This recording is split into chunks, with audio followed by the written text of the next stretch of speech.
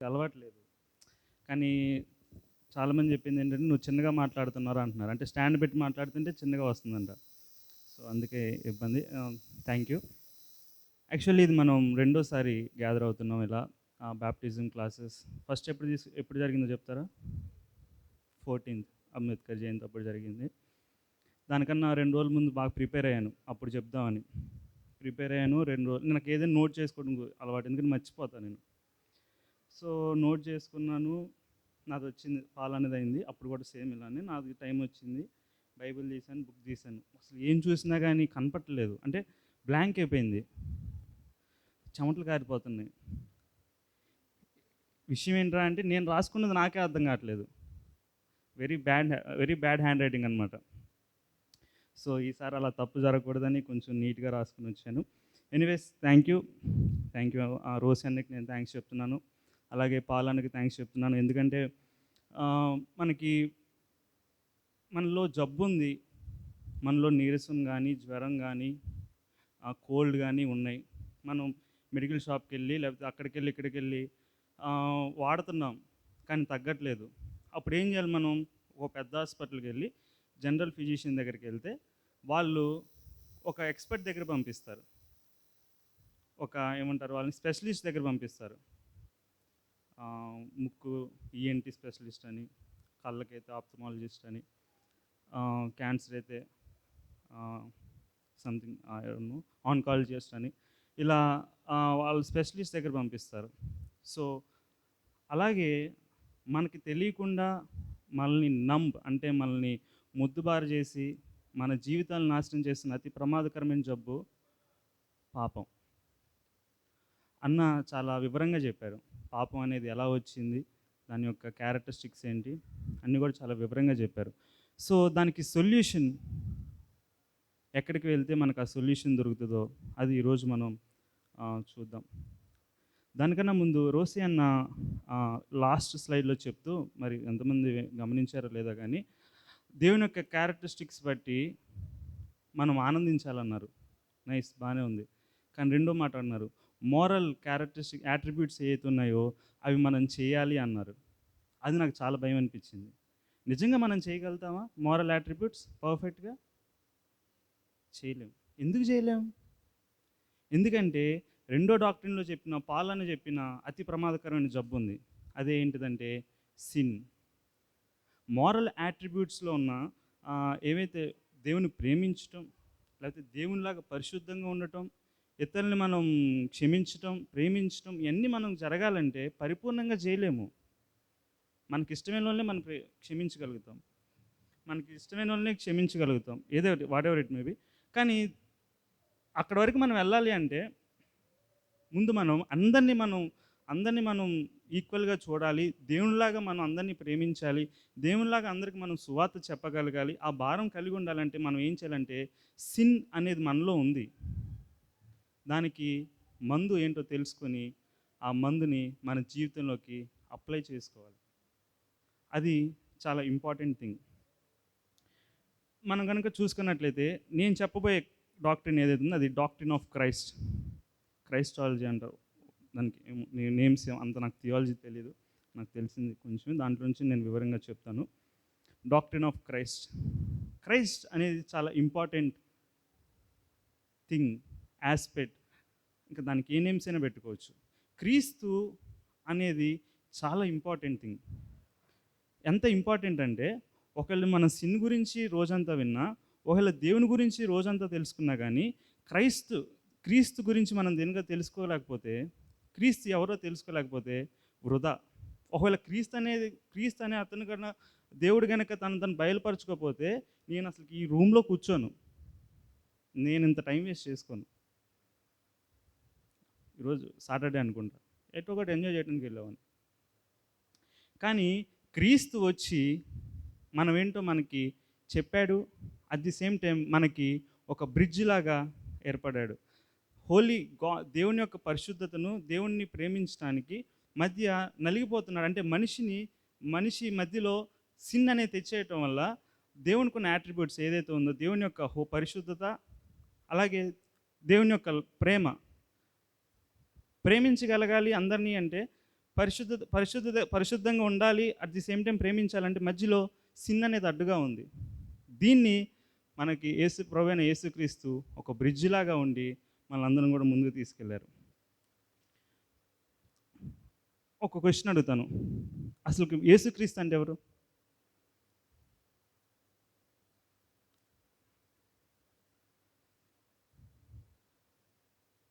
నిశ్శబ్దం.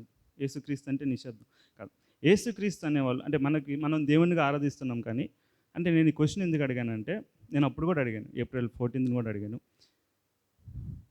ప్రపంచంలో అతి ప్రాముఖ్యమైన వ్యక్తి, మోస్ట్ ఇంపాక్ట్ఫుల్ పర్సన్ అవ్వచ్చు, మోస్ట్ పవర్ఫుల్ గాడ్ ఎవరిని ఉన్నారంటే అది ప్రభువైన యేసుక్రీస్తు. గుడ్, బాగుంది, అది ప్రపంచానికి సరిపోయింది. కానీ నాలో ఉన్న పాపానికి అది ఏం చేస్తుంది అన్నది ఈరోజు మనం బైబిల్ ద్వారా చూద్దాం.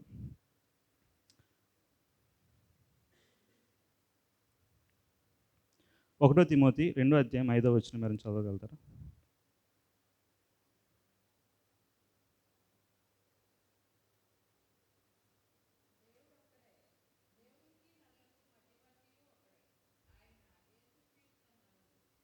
Thank you. దేవుడు ఒక్కడే, దేవునికి నరుడుకు మధ్యవర్తి ఒకడే. దేవుడు ఒక్కడే, దేవునికి నరుడుకు మధ్యవర్తి ఒకడే. దేవుడు పరిశుద్ధుడు, బాగానే ఉంది. నరుడు పాపి. మరి వీళ్ళిద్దరి మధ్య మధ్యవర్తి ఎలాంటి క్యారెక్టరిస్టిక్స్ కలిగి ఉండాలి అన్నది మనం చూద్దాం. మనం కనుక చూసుకున్నట్లయితే అసలు యేసుక్రీస్తు బైబిల్లో ఎక్కడైనా నేను దేవుణ్ణి అని చెప్పుకున్నాడా? చెప్పుకున్నాడు. యోహాను సువార్త 10వ అధ్యాయము 30-31 వచనాలు చదువుకుందాం.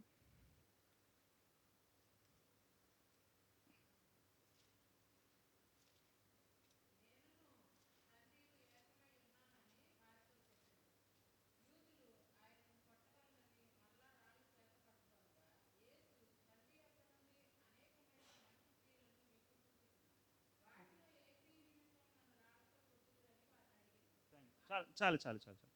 మనం ఇక్కడ గమనించినట్లయితే, ఈ కాంటెక్స్ట్ మనం గమనించినట్లయితే, యూదులు మళ్ళీ కొంతమంది యూదులు వచ్చి యేసుక్రీస్తు దగ్గరకు వచ్చి అసలు మాకు ఈ సందేహం ఏంటి, నీ వల్ల నిన్ను చూస్తేనే మాకు చాలా కన్ఫ్యూజన్గా ఉంది, అసలు నువ్వే నిజమైన యేసుక్రీస్తా, నువ్వే మాకు మెస్సయ్యా అని అడిగారు అనమాట. దానికి 26వ వచనం చూడండి.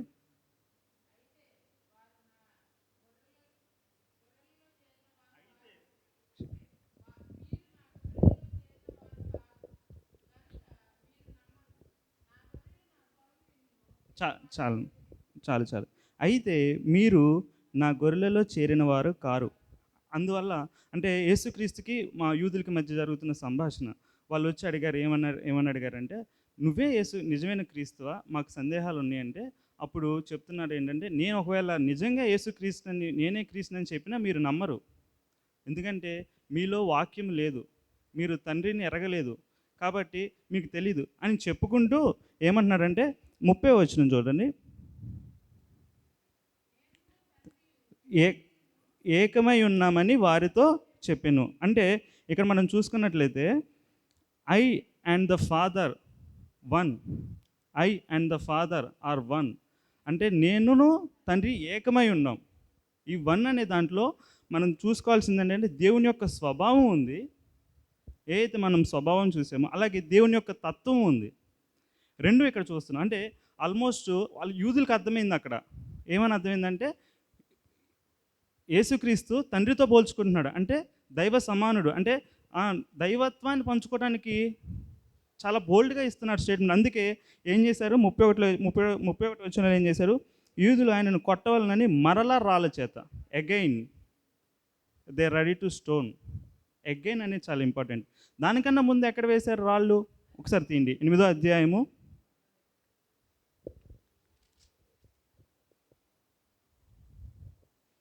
58వ వచనము. యేసు అబ్రహాము పుట్టక మునిపే నేను ఉన్నానని మీతో నిశ్చయముగా చెప్పుచున్నాను.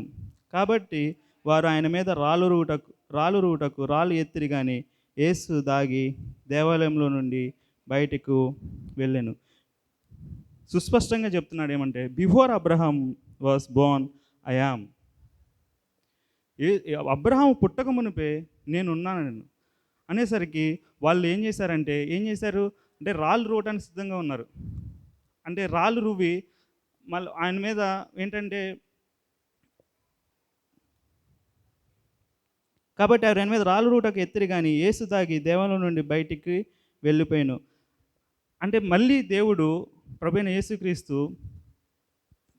అబ్రహాం కంటే గొప్పవాడు, అబ్రహాము కంటే గొప్పవాడు అనేసరికి మళ్ళీ దేవుడితో పోల్చుకుంటున్నాడు అనేసరికి అప్పుడు రాళ్ళు రోటాకు మళ్ళీ సిద్ధంగా ఉన్నారు. అయామ్ అనే వర్డ్ ఎక్కడి నుంచి రిఫరెన్స్ తీసుకున్నారంటే ఎక్సోడస్ నిర్గమకాండం 3వ అధ్యాయము 14వ వచనం తీయండి ఒకసారి.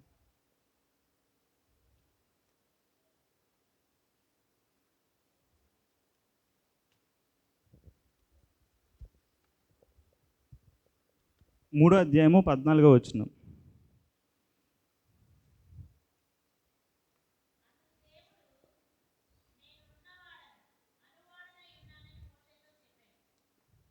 అక్కడ జరుగుతున్న సంభాషణ ఏంటంటే, ప్రభువైన యేసుక్రీస్తు అది యెహోవా తండ్రి తను బయలుపరుచుకున్న తర్వాత, యెహోవా దూతగా తను బయలుపరుచుకున్న తర్వాత అప్పుడు మోషేకి ఒక క్లారిటీ వచ్చింది తను ఏం చేయాలో. అప్పుడు మోషే అడిగిన క్వశ్చన్ ఏంటంటే, సరే ప్రభువా, నేను మరి ఇశ్రాయేలు దగ్గరికి వెళ్ళి ఏమి చెప్పాలి, నేను ఏం చెప్పాలన్నప్పుడు అప్పుడు చెప్తున్న ఆన్సర్ ఏంటంటే ఒకసారి చెప్పండి, చదవండి.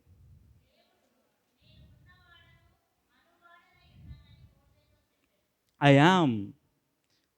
ప్రభువైన యేసుక్రీస్తు సుస్పష్టంగా పోల్చుకుంటున్నాడు ఏంటంటే ఐ యామ్.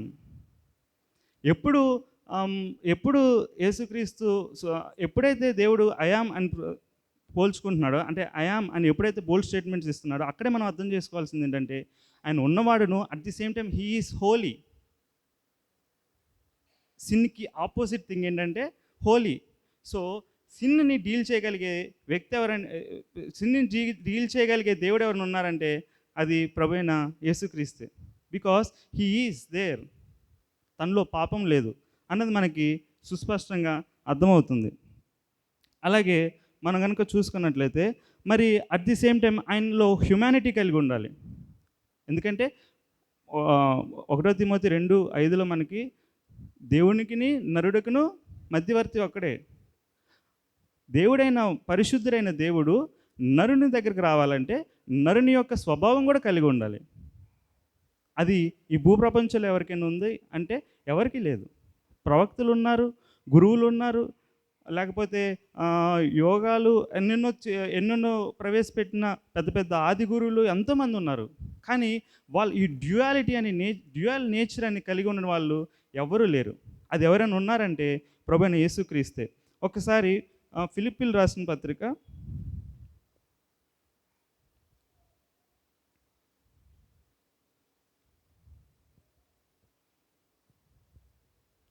2వ అధ్యాయము 6-7 వచనాలు చదువుదాం.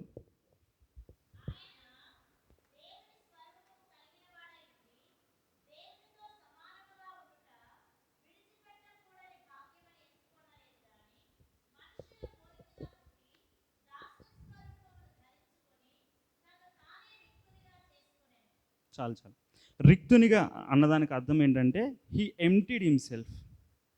తను రిక్తునిగా చేసుకున్నాడు. ఎలా రిక్తునిగా చేసుకున్నాడు అన్నది కనుక ఆలోచించినట్లయితే 6వ వచనంలో మనం చూసినట్లయితే ఆయన దేవుని స్వరూపం కలిగి ఉన్నాడు. 6వ వచనం నేను చదువుతాను. ఆయన దేవుని స్వరూపం కలిగిన వాడై ఉండి దేవునితో సమానంగా ఉండుట విడిచిపెట్టకూడని భాగ్యమని ఎంచుకొనలేదు. కానీ అక్కడ దేవునితో సమానంగా ఉంటున్నాడు. అలాగే దేవుని యొక్క స్వరూపము, దేవుని స్వరూపం కలిగి ఉన్నాడు. అలాగే మనం లాస్ట్ సెంటెన్స్ మనం చూసినట్లయితే దేవునితో సమానంగా ఉంటా విడిచిపెట్టకూడని భాగ్యం ఎంచుకోవాలి. కానీ విడిచిపెట్టకూడని అంటే తనకి విడిచిపెట్టాల్సిన అవసరం లేదు. అంటే విడిచిపెట్టకూడని అంటే స్కాలర్స్ ఏం చెప్పారంటే గట్టిగా పట్టుకొని ఉన్నాడంట. అలాంటి అలాంటి హోదా, ఆనరబుల్ ఏమంటారంటే నేచర్ కలిగిన దేవుడు నీకోసం నా కోసం ఏం చేశాడంటే రిక్తునిగా అయ్యాడు. ఎందుకు రిక్తునిగా అయ్యాడంటే మనం కనుక చూసుకున్నట్లయితే 8వ వచనం, మరియు ఆయన ఆకారమందు మనుషుడిగా కనబడి మరణము పొందినంతగా, అనగా శిలువ మరణము పొందినంతగా విధేయత చూపిన వాడై తను తగ్గించుకొనెను. To be as a human, నీకోసం నా కోసం ఆయన హ్యూమన్ నేచర్కి to form as a human అనమాట. And to be as a servant, at the same time to be humble. వాస్తవానికి ఇవన్నీ కూడా మనం ఎలా ఆలోచించాలంటే ఇదో క్లాసులా కాకుండా నా కోసం దేవుడు మానవునిగా వచ్చాడు. ఐజక్ అన్న కోసం మానవునిగా వచ్చాడు, లేకపోతే రూఫస్ కోసం మానవుడిగా వచ్చాడు, తేజ కోసం రూపం ధరించాడు. At the same time to be as a servant, దాసుని స్వరూపం పొందాడు. అంటే ఒక మాట అంటే మనం అంటే ఎంత ఇష్టమో, ఎంత ప్యాషనో, మన మీద ఎంత ప్రేమో మనం ఇక్కడ చూడవచ్చు. మనం ఫస్ట్ డాక్ట్రిన్లో ఏదైతే గాడ్ ఈజ్ లవ్, ఆ లవ్ మనం ఇక్కడ చూడవచ్చు. గాడ్ ఈజ్ హోలీ, దేవుని ఎలా దేవుడు దైవత్వం కలిగి ఉన్నాడో అది మనం చూడవచ్చు. అలాగే టు బీ హంబుల్, ఇది చాలా ఇంపార్టెంట్. ఎందుకంటే తను తాను తగ్గించుకుంటడమే కాకుండా తను ఇష్టపూర్వకంగా సాక్రిఫైస్ అవటానికి హంబుల్గా దేనికి కూడా ఎదురు చెప్పకుండా సిద్ధపడ్డాడు.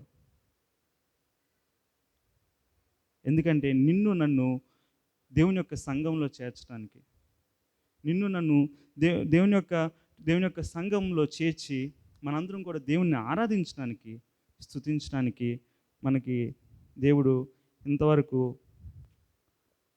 ఇంతవరకు తగ్గుకుంటూ వచ్చాడు.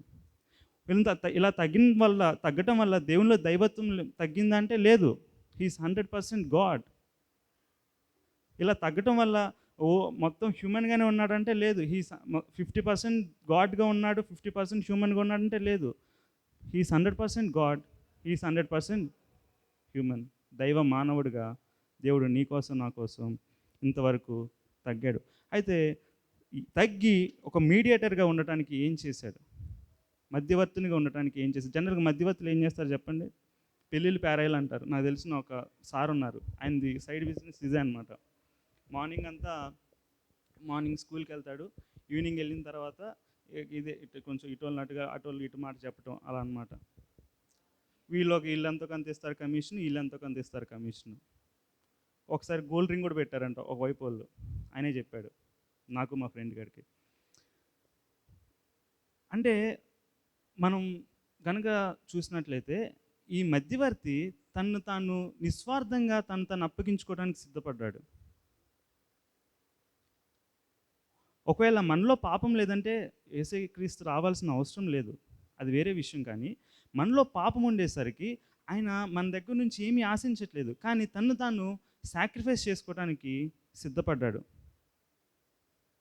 ఎలా అంటే మనం కొత్త నిబంధనలు చూసినట్లయితే ఎలా అంటే పరిశుద్ధుడైన దేవుడు శిలువ త్యాగం వల్ల he sacrificed on the cross. He sacrificed for you on the cross. I think ఈ సెంటెన్స్ ఇలా చెప్పాలేమో, దేవుడు శిలువ పైన నీ కోసం, నా కోసం, మన కోసం, ఇది అదర్ సెంటెన్స్, నీ కోసం అంటే నీ అన్న దగ్గర నా అనుకోండి. యేసుక్రీస్తు ఒకసారి చెప్పండి నాతో పాటు, యేసుక్రీస్తు. నేను సైలెంట్గా ఉంటే మీ పేర్లు చెప్పాలి. యేసుక్రీస్తు రూఫస్ కోసం, నా పేరు చెప్పొద్దు, మీ పేరు చెప్పాలి. యేసుక్రీస్తు రూఫస్ కోసం శిలువ పైన రక్తం చిందించాడు. ఎందుకంటే మనందరం కూడా రక్షించబడాలి. ఇది చాలా ప్రాముఖ్యమైనది. మీద చెప్పండి లేకపోతే లేదు, అది వేరే విషయం. కానీ but you have to know the truth. మీకు ఆ సత్యం తెలియాలి. గాడ్కి నీకు ఏమంటారంటే దగ్గరి కనెక్షన్ ఉండాలి. గాడ్ ఇలా చూడాలి అంటే అలాంటి రిలేషన్షిప్ నీకు అర్థం అవ్వాలి. అలాంటి త్యాగం అంటే ఇంత గొప్ప త్యాగం చేసిన దేవునితో మీకు దగ్గరి రిలేషన్షిప్ కలగాలి. మరి త్యాగం అవసరమా అని కనుక మనం ఆలోచించినట్లయితే అవును, అవసరమే. ఒకసారి గలతీలు రాసిన పత్రిక 4వ అధ్యాయము 4, 5 వచనం చూద్దాం.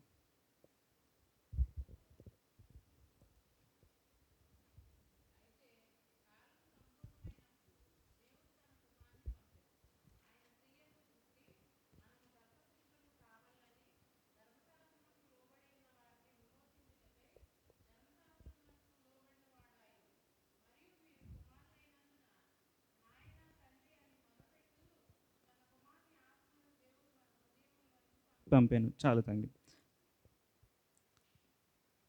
5వ వచనంలో మనం చూసిన దేవుడు తన కుమారుని పంపిన ఆయన స్త్రీ యందు పుట్టి మనము దత్తపుత్రులం కావాలని ధర్మశాస్త్రముకు లోబడి ఉన్న వారిని విమోచించుటకై ధర్మశాస్త్రముకు లోబడి వాయను. వాస్తవానికి మనం కనుక చూసినట్లయితే ధర్మశాస్త్ర పాత నిబంధనలు చూసినట్లయితే మనకి ప్రభుత్వ అయిన మోషే ద్వారా దేవుడు మనకి ఒక ఆజ్ఞను మనకి ఇచ్చాడు, అంటే ధర్మశాస్త్రాన్ని మనకి ఇచ్చాడు. సో ఆ ధర్మశాస్త్రం ఏంటంటే ఆ రోజుల్లో ఒక వే ఉంది, అంటే ఒక ఒక టెంపరీ వే అనమాట. అది ఏంటంటే మనం చేసిన పాపాలకి ఏమంటారు, ఒక పావురాన్నో ఏదైతే దేవుడు ఇచ్చిన పక్షులు ఏవైతే ఉన్నాయో వాటిని బలి ఇవ్వటం వల్ల మనకి కొంతకాలం వరకు విమోచన కలుగుతుంది. అంటే నెక్స్ట్ ఇయర్కి వచ్చి మళ్ళీ మనం బలి ఇచ్చుకుంటే మళ్ళీ మనం దేవునికి ఆ రిలేషన్షిప్ కలిగి ఉంటాం అనమాట. కానీ ఆఫరింగ్ అండ్ అనిమల్స్ వల్ల మనకి పరిపూర్ణమైన స్వస్థత, పరిపూర్ణమైన రక్షణ వస్తుందా అంటే అస్సలు రాదు. దీనికి ఎవరు రక్తం చిందిస్తే వస్తుందంటే పరిశుద్ధుడైన ప్రభువైన యేసుక్రీస్తు యొక్క రక్తం చిందిస్తేనే సిలువ పట్ల మనకి విమోచన కలుగుతుంది.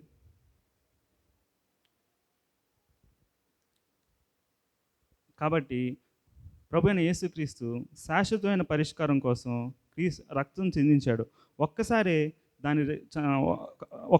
దాన్ని చిందించడం వల్ల మనం సాల్వేషన్లోకి we are stepping into the salvation. దేవుని యొక్క రక్షణలోకి మనం ఒక్కసారి ప్రభువైన యేసుక్రీస్తు యొక్క రక్తం ద్వారా మనకి అడ్డుగోడ, అంటే దేవునికి పాపానికి మధ్య పాపం వల్ల ఏర్పడిన ఆ యొక్క అడ్డుగోడని ప్రభువైన యేసుక్రీస్తు రక్తం ద్వారా మనకి పరిపూర్ణ విమోచన కలగటం ద్వారా మనం దేవుని దగ్గరికి చేరగలిగాం. ఇది అంతా కూడా 2000 సంవత్సరాల క్రితం జరిగింది. అంతా బాగానే ఉంది. మరి మనమేం చేయాలి అన్నది కనుక ఆలోచించినట్లయితే గలతీలు రాసిన పత్రిక 2వ అధ్యాయము 16వ వచనం.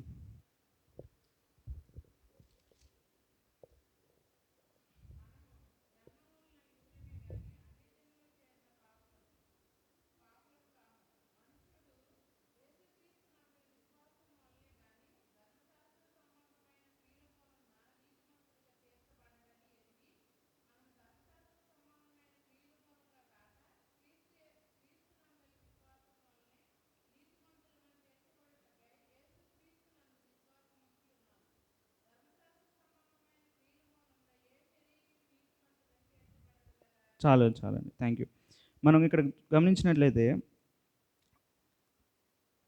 క్రీస్తునందలి విశ్వాసము వలననే నీతిమంతులమని తీర్చబడుట యేసుక్రీస్తునందు విశ్వాసముంచి ఉన్నాము. ధర్మశాస్త్ర సంబంధ క్రియముల మూలంగా ఏ శరీరము నీతిమంతుడని తీర్చబడడు కదా. ఏ శరీరము నీతిమంతుడని తీర్చబడడు కదా. ఎప్పుడైతే ప్రభువైన యేసుక్రీస్తు శిలువపై రక్తం చిందించాడో దెన్ ఇట్ సెల్ఫ్ మనం ఏం చేయాలంటే ప్రతిసారి నీ కోసం నా కోసం చిందించాల్సిన అవసరం లేదు. ఒక్కసారి వచ్చాడు, దానికి పరిష్కరించాడు. మనము ఏం చేయాలి? మనకున్న పాపము అనే జబ్బుని పరిష్కరించుకోవడానికి, లేకపోతే మనకున్న పాపము అనే జబ్బుని మనకి ఏమంటారంటే నిర్మూలించటకు, అంటే we have to detect that sin at the same time దాన్ని క్యూర్ చేయటకు ఏం చేయాలంటే దేవుని పట్ల విశ్వాసం ఉంచాలి. మీకు ఒకవేళ క్వశ్చన్ రావచ్చు, ఒకవేళ మరి దేవుని పట్ల విశ్వాసం ఉంచకపోతే రక్షించబడము కదా అంటే అవును, రక్షించబడం. ఎందుకు రక్షించబడం అంటే ప్రభువైన యేసుక్రీస్తు పెట్టిన ఒక ప్రధానమైన ఆజ్ఞ ఏంటంటే we have to show obedience to the Christ. ఎందుకంటే క్రైస్ట్లో ఉంది, హీ హంబుల్డ్ హిమ్సెల్ఫ్. సో ఆ హంబుల్నెస్ మనం కూడా చూపించాలి అంటే ఫస్ట్ స్టెప్ ఎక్కడ స్టార్ట్ అవుతుందంటే while showing faith on Jesus Christ. నిన్ను నువ్వు కాదనుకొని, మన మన యొక్క స్వభావం కాదనుకొని, లేకపోతే మన యొక్క పాపంను కాదనుకొని, మనం ఎప్పుడైతే మన పాపంను దేవుని దగ్గర ఒప్పుకొని విశ్వాసం ఉంచుతామో, అప్పుడు మనకి పరిపూర్ణమైన రక్షణ కలుగుతుంది. ఇది చాలా ఇంపార్టెంట్ థింగ్. నేను వాస్తవానికి పాలనలాగా ఐజాక్‌లా చెప్పలేను. ఎందుకంటే నాకు కొత్త. చాలా కొత్త. ఎంత చెప్పినా గానీ కొంచెం భయపడతాను. కానీ ఇది నేను వద్దనుకున్నాం. ఒకసారి చెప్పా కదా వద్దనుకున్నా కానీ. కానీ నేను మళ్ళీ ఎందుకు తీసుకొని చెప్తున్నానంటే, దానికి గల కారణం ఏంటో చెప్పనా? ఇలాంటి అవకాశం నాకు రాదు మళ్ళీ. Sharing the word of God. యేసుక్రీస్తు గురించి చెప్పటం, యేసుక్రీస్తు నీతిమంతుడని చెప్పటం, యేసుక్రీస్తు నీ కొరకు నా కొరకు చనిపోయాడని చెప్పటం నేను సిగ్గుపడను. ఎందుకంటే యేసుక్రీస్తు నా కొరకు చనిపోయాడని నాకు అర్థమైంది. ఆ ప్రేమని నేను పొందాను. ఆ జాయ్‌ని నేను పొందాను. కాబట్టి నేను ఇంకా, ఇంకా తడబడుతూ చెప్పినా గానీ నాకు నో ప్రాబ్లమ్. ఎందుకంటే I don't ashamed for the gospel. ఎందుకంటే యేసుక్రీస్తు అంత గొప్పవాడు కాబట్టి. ఎందుకంటే యేసుక్రీస్తు అంత ప్రేమ గలవాడు కాబట్టి. వాస్తవానికి అందరూ పెద్దవాళ్ళందరూ కూర్చున్నారు. క్షమించండి. నా ఫోకస్ మొత్తం ఇప్పుడు కూడా పిల్లల మీదే ఉంటది. బన్సీ అని, మనోళ్ళని, చెల్లోలని వీళ్ళ మీదే ఉంటది. ఎందుకో చెప్పనా? వాళ్ళు ఇప్పుడు తెలుసుకుంటారని. ఇది చాలా ప్రైమ్ థింగ్. చాలా ఇంపార్టెంట్ యాస్పెక్ట్. ఇప్పుడు గనుక యేసుక్రీస్తుని తెలుసుకుంటే లైఫ్ టర్న్ అయిపోతది. అంటే బిల్డింగులు వస్తాయి, జాబ్ వస్తుంది. అలా నేను చెప్పట్లేదు. యేసుక్రీస్తుకి మరింత దగ్గరకు అవుతాయి. You will be have proper relationship with God. ఇది చాలా ప్రాముఖ్యమైనది. చాలామంది నా దాకా రాలేదు. బట్ నాకు తెలిసిన విషయం ఏంటంటే, యేసుక్రీస్తు నమ్ముకోవటం వల్ల చదువు డిస్టర్బ్ అవుతది. యేసుక్రీస్తు నమ్ముకోవటం వల్ల ఏమంటారు, నా కెరీర్ దెబ్బతింటది. ఎందుకు దెబ్బతింటది? నాకు అర్థం అవ్వలేదు. నాకు చాలా బాధ అనిపించింది. యేసుక్రీస్తు నీ పాపం తీసిన వ్యక్తి నీ భవిష్యత్తుని ఇవ్వలేడా? అసలు ఇది ఇంత బ్లండర్ అంటే, మీరు ఫిజిక్స్‌లో ఫార్ములాస్ చేయండి, మ్యాథ్స్‌లో ఫార్ములా, ఈ చిన్న లాజిక్ ఎలా మర్చిపోయారు మీరు? పాపం అనేదే క్యాన్సర్ కన్నా ప్రమాదకరమని మన పాలన చెప్తే విన్నాం. క్యాన్సర్‌నే తీసేసిన దేవుడు నీకు జీవితాన్ని ఇచ్చి నీ కెరీర్‌ని బాగు చేయలేడా? అది నిజంగా ఆలోచించుకోవాల్సిన విషయం.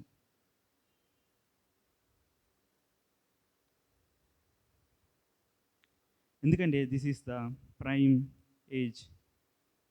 అంటే ఒకవేళ పెద్దవాళ్ళు కాదంటే బెటర్ లేట్ దెన్ నెవర్. అంటే ఇప్పటికైనా తెలుసుకోండి. ఆలస్యం చేయటం మంచిది కాదు. ఒకవేళ అనుకోవచ్చు, తర్వాత తీసుకుందాం, తర్వాత ఆలోచిద్దాం, తర్వాత అంటే చెప్పలేము. ఎప్పుడు ఏం జరిగిద్దో ఏది మన చేతుల్లో లేదు.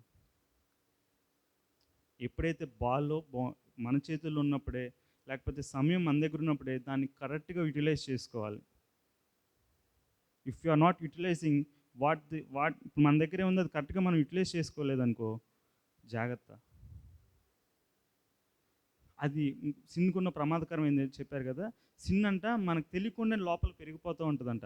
ఒకవేళ మనం ఇప్పుడు గనుక గమనించి దీనికి గనక కరెక్ట్ మందు అందలేదనుకోండి, రేపు పొద్దున్న 20 సంవత్సరాలకు, 30 సంవత్సరాలకు, 40 సంవత్సరాలకు వెనక్కి తిరిగి చూసుకుంటే, ఏంటి నా జీవితం ఇలా అయిపోయింది?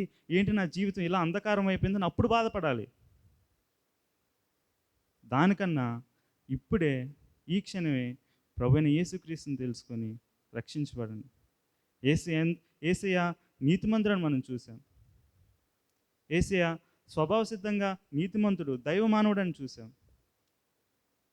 అలాగే యేసయ్య మధ్యవర్తిగా మనం చూసాం. ఇలాంటి యేసయ్యని కాదని మనం ముందుకెళ్ళిపోతే జాగ్రత్త. నేను ఇంతకన్నా ఎక్కువ చెప్పను. ఇంతకన్నా ఎక్కువ చెప్పినా కానీ మీకు అర్థమైపోయింది. కాబట్టి ప్రాబ్లం ఏంటో అర్థమైపోయింది. డిసీజ్ ఏంటో అర్థమైపోయింది. దానికి ఏం క్యూర్ అర్థమైపోయింది. అది వేసుకోలేదంటే అది మనకి వదిలేయాలి. చిన్న ఉదాహరణ చెప్తాను. నేను మా ఫ్రెండ్ మాస్క్ పెట్టుకోకుండా తిరిగాం. ఎవరు వచ్చి అడిగినా కానీ, అంటే కోవిడ్ టైంలో మాస్క్ పెట్టుకోకుండా తిరిగేవాళ్ళం. అంటే మేము ఇక్కడ పల్లెటూరులో అక్కడ గంపలగూడెం ఊర్లో ఉంటాం కాబట్టి, అది అక్కడ ఎవరు ఎక్కువ ఉండవు. మేము ఎలాగో ఊరు బయటకి అలానే వెళ్తూ ఉంటాం కాబట్టి మాస్క్ అంటే అడిగినా కానీ వాళ్ళకి ఏం చెప్పానంటే, పెట్టుకోకపోతే మాకు కదా ప్రాబ్లం, వాళ్ళకి ఎందుకు అంటూ ఉండేవాడిని. అలానే సిన్ ఉంది, దానికి క్యూర్ ఉంది. ఒకవేళ తెలుసుకోకపోతే మీకే కదా ప్రాబ్లం. దాన్ని నేనేం చేయగలుగుతాను, ఐజాక్ అన్నోళ్ళు ఏం చేయగలుగుతారు?